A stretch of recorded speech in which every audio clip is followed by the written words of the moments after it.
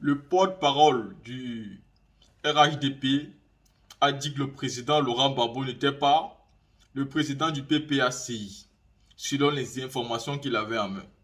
Ce n'est pas nous qui allons répondre à ce porte-parole, qui pour moi c'est un gros pafloteur, mais c'est plutôt Adama Bitogo, le président de l'Assemblée nationale actuelle, un membre important du RHDP, qui va répondre au porte-parole du RHDP dans une vidéo. Parce que vous savez, j'ai l'habitude de le dire, le président Laurent Gbagbo n'a rien fait au hasard. Tout ce qu'il a fait, les pas qu'il a posés depuis son arrivée en Côte d'Ivoire étaient tous calculés. Et Alassane Ouattara est toujours tombé dans le piège. Jusqu'à ce jour, Alassane Ouattara est toujours tombé dans le piège. C'est la politique et c'est pourquoi on dit que le président Laurent Gbagbo est un fin politicien. C'est quelqu'un qui maîtrise le game. Ce n'est pas pour rien qu'il a pu faire de la politique au temps de Félix Houphouët-Boigny et qu'il avait de la poigne. Hein? Il a subi depuis fort longtemps. Cela permet donc de prendre beaucoup d'expérience. Au congrès constitutif du président Laurent Gbagbo, qui avait eu lieu, je pense en novembre si je ne m'abuse, en novembre 2021 si je ne m'abuse, M. Adama Bitogo était bien évidemment invité. Ou alors Alassane Ouattara était invité et Adama Bitogo avait représenté Alassane Ouattara. Et lors de ce congrès, vous allez écouter ici le discours qu'avait tenu M. Adama Bitogo.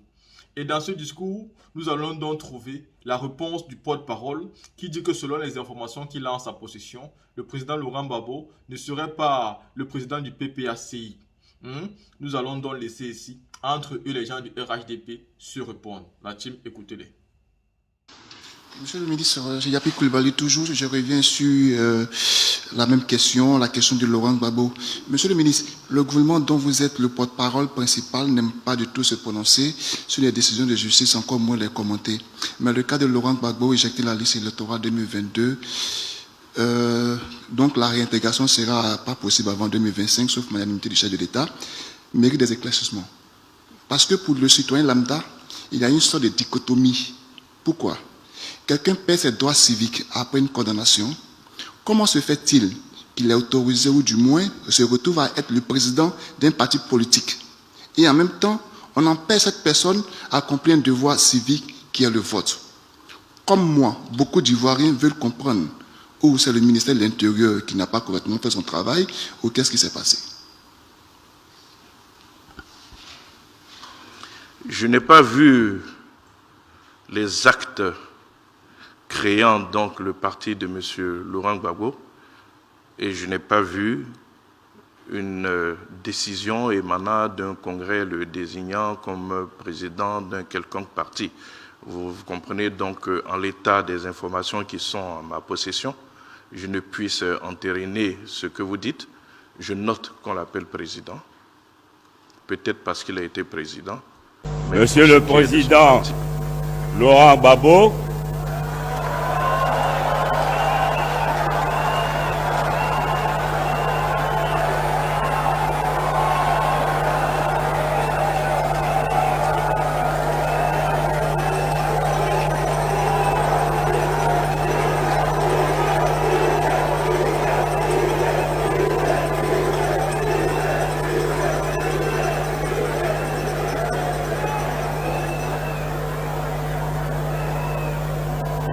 Mesdames et Messieurs les présidents des partis politiques,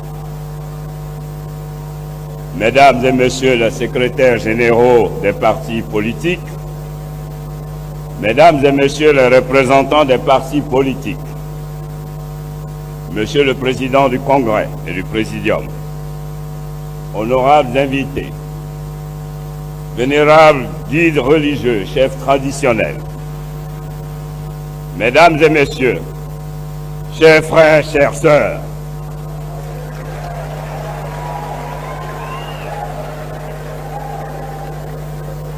je voudrais, au nom du Président de la République, M. Alassane Ouattara,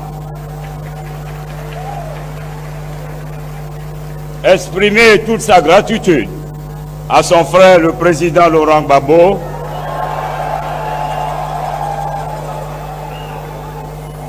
qui a bien voulu lui adresser cette invitation.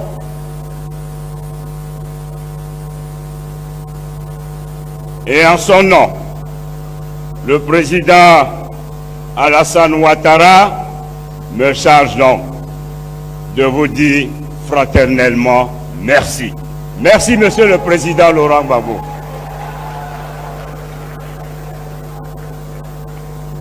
Je suis donc ici au nom du président Alassane Ouattara, traduisant ainsi la dynamique de la rencontre qui a eu lieu le 27 juillet entre le président Alassane Ouattara et le président Laurent Gbagbo. Cela a laissé entrevoir au peuple de Côte d'Ivoire que nous sommes capables, entre Ivoiriens, de nous retrouver à la seule fin de mener la seule lutte qui vaille, celle de sauvegarder la paix, l'unité et la fraternité vraie.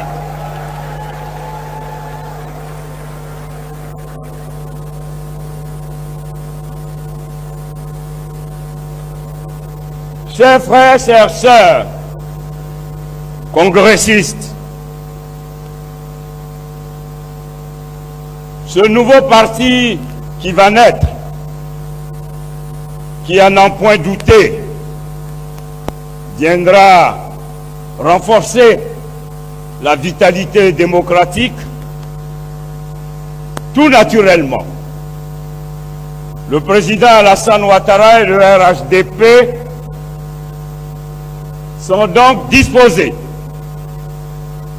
non seulement à renforcer les liens entretenus entre nos deux présidents, mais surtout à renforcer les liens du parti naissant et le RHDP.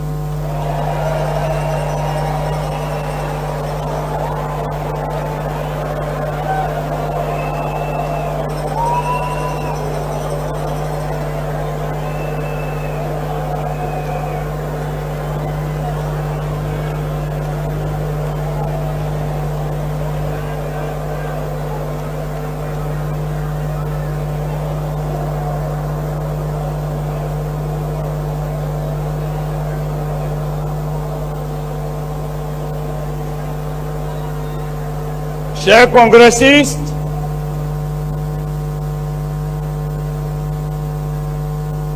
au-delà des fortes incompréhensions,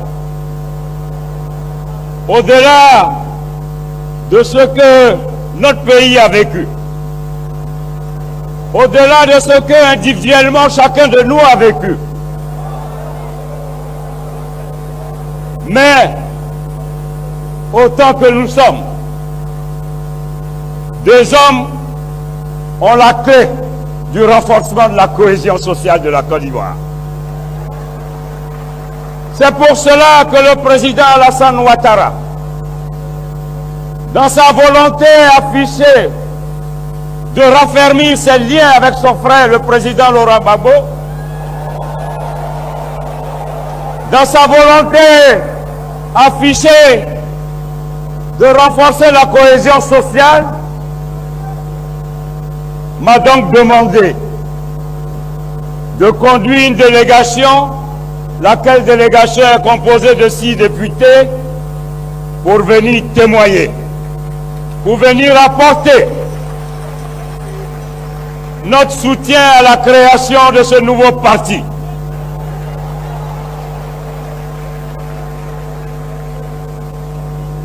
Chers congressistes, nos présidents, nos deux présidents ont besoin de nous. Je voudrais vous dire de cette tribune que le RHDP ne fera pas l'économie de sa relation avec le nouveau parti du président Laurent Gbagbo.